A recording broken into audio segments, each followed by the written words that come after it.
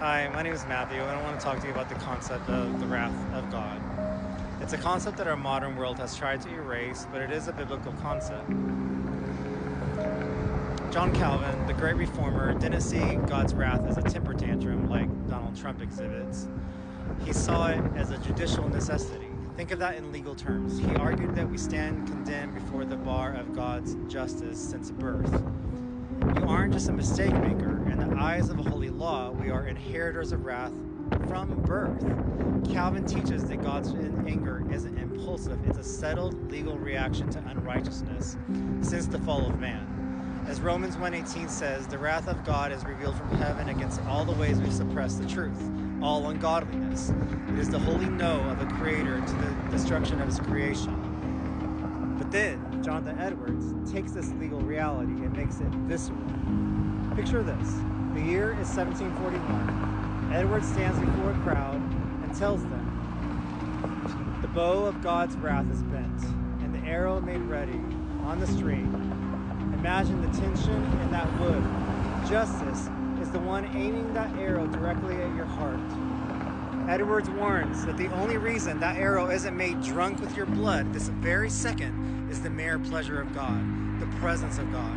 You are hanging by a slender thread with the flames of divine wrath flashing around it, ready to singe it asunder.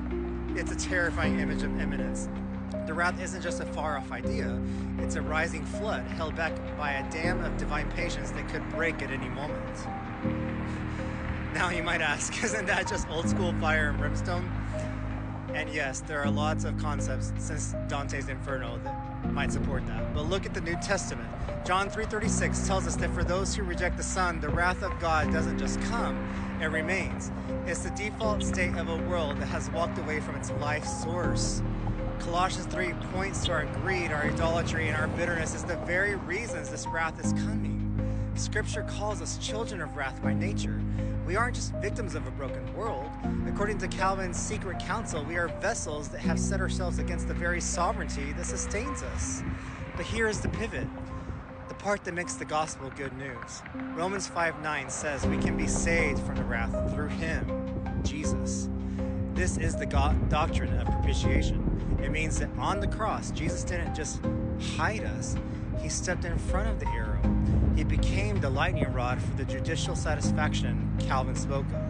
He endured the bent bow so we could receive the embrace. Now, I'm not a Calvinist, but the same God who is holy enough to be angry is loving enough to take that anger upon himself. You don't have to hang by a thread